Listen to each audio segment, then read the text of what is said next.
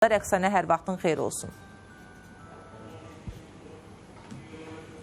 Salam Çinarə, hər vaxtınız xeyir olsun. Bəli, qeyd elədiyin kimi bugün dünya pravoslavları, xristianları Milad bayramını qeyd edirlər və biz də hazırda kilsələrdən birindəyik və burada insanlar Milad bayramını qeyd edirlər və qeyd olunur ki, məhz bu Milad bayramı İsa Məsihin, Allahın oğlu adlandırılan İsa Məsihin dünyaya gəldiyi gündür və insanlar hazırda bir araya yığışıb burada yəni müxtəlif ayinləri həyata keçirirlər və qeyd olunur ki, pravoslav kilsəsi yəni Yunan Yulian təqvimindən istifadə edir və pravoslav və katolik xristianları müxtəlif vaxtlarda qeyd edirlər bu yəni Milad bayramını və biz də hazırda kilsədəyik və indiki məqamda siz elə izləyirsiniz kadrları ki, yəni hazırda ayin həyata keçirilir. İnsanlar bura gəlib müxtəlif yəni ayinlərin, ibadətlərini həyata keçirirlər. Siz elə səsi də hazırda kadrları da izləyirsiniz.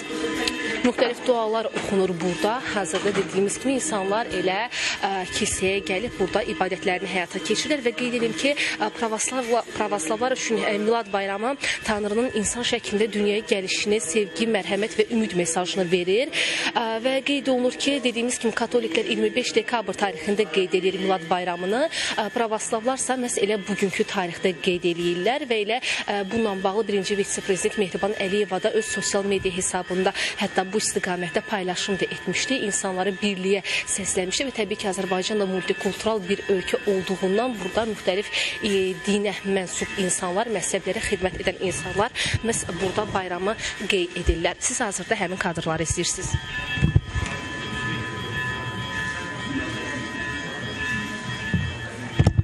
Və dediyimiz kimi indiki məqamda burada yəni insanlar bir araya yığışıb, pravoslav və katolik xristianları bir araya yığışıb kilsədə dini ayini həyata keçirirlər və insanlar burada İsa Məsihin yəni adına dualar edir və gördüyünüz kimi elə bu cür şamlardan da əldə edib alıb yandırırlar və elə İsa Məsihin doğulduğu gün münasibəti ilə müxtəlif ayinlərini həyata keçirirlər və dediyimiz kimi Çinarə bugün pravoslavlar, müxtəlif yəni məzhəblərə xidmət edən pravoslavlar, xristianlar Milad bayramını qeyd edirlər və elə biz də hazırda kilsədə bu bayramı qeyd edən insanları, ibadəti həyata keçirən insanları izləyirik və elə onlar kadrlardan da aydın olur ki, müxtəlif ibadətlərini həyata keçirirlər və gün boyu da bu cür formada davam edəcək. Azərbaycanda təbii ki, dediyimiz kimi multikultural bir ölkə olduğundan müxtəlif dinə mənsub olan insanlar, xristianlar, həm katolik, həm də pravoslavlar